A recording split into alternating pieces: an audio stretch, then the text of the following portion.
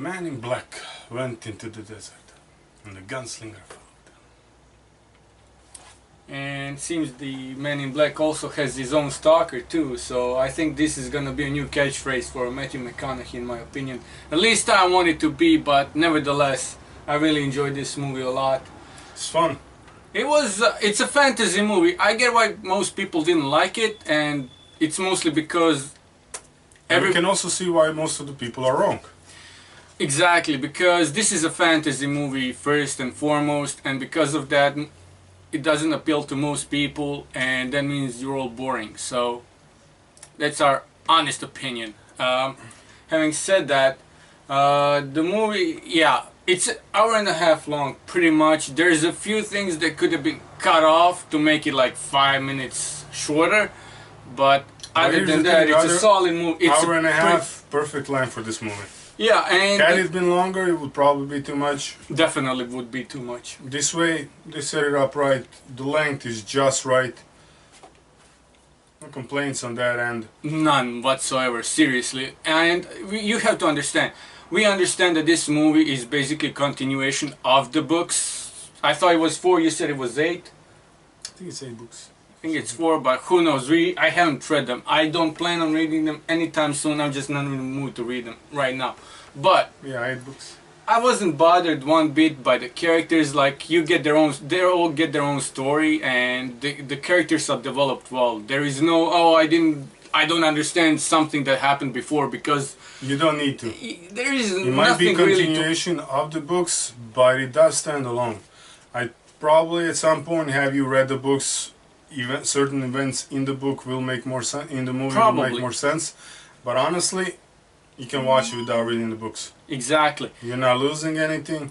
For all those people who don't like the movie because you not like the books, here's something you gotta understand.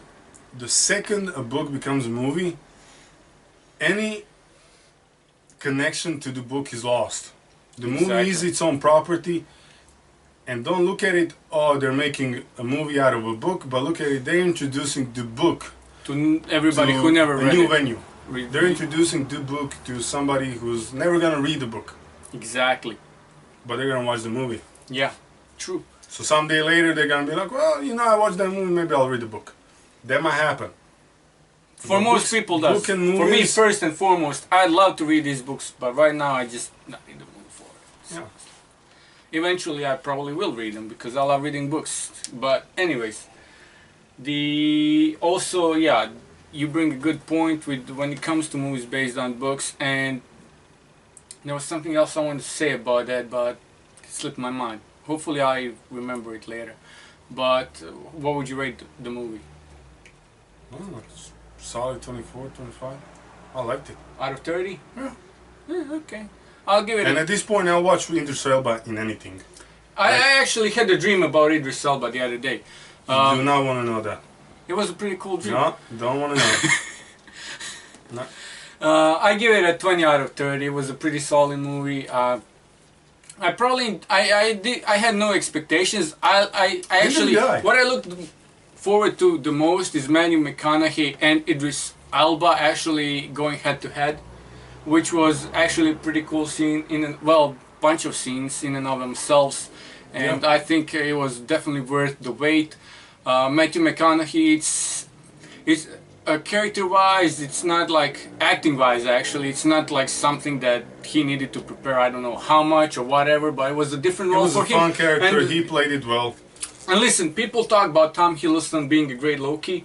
I think Matthew McConaughey's Walter, aka Man in Black, is right up there with Loki in my opinion. So even though we got more Loki, and Loki is a more popular character in a more popular franchise, so to speak, movie-wise, because most people didn't like Dark Tower. To me, Matthew McConaughey as the Man in Black was pretty cool villain. So until you find out his name is Walter. Even then, like. No, but he reminded me a little bit about Francis thing, but you know what? That's okay. That's okay. He did a good job. Idris did a heck of a job. Like I said, at this point I'll watch him in anything. He can talk to himself in the mirror for an hour and a half and I'll buy the ticket. Same goes for McConaughey. Yeah. Tom Taylor, he played the little boy Jake. I don't know whether he played anything before, but Probably check, but he did a heck. He was great as the kid. Jake. Yeah, He was alright. nothing spectacular. He was pretty. He was all right. Yeah. Was he? Not much. Well, also can't forget Catherine Winnick, even though she only plays his mom. But Catherine Winnick is my celebrity crush. Well, one of the few celebrity crushes. So it was great seeing her on the screen, and her scene with Matthew McConaughey was pretty intense too. So that was cool to see as well. And Jake Haley. Yeah, Jake Haley, man. I knew that face looked familiar. I don't know how I didn't see. Rorschach, baby, Rorschach. Yeah. Who we'll talk about pretty soon in an upcoming top 10 list. Video, yeah. Yeah. So, listen, there's not a lot of stuff going on in the movie theaters this week. There is some stuff, but Dark Tower, no matter what you hear, actually tops them. It's an hour and a half, it's perfect length for a movie. It's fantasy, might not be your thing, but the movie is definitely worth to look. Definitely. And yeah, go watch it. So yeah, until next, this is that for this week. Till next time, hopefully we bring more current movie reviews. We got a bunch of lists coming up, a couple of other reviews. So if you follow us on Instagram and Facebook, you know what we're talking about. If not, go subscribe, share, follow, all the good stuff. Until next time, Bears Bros out.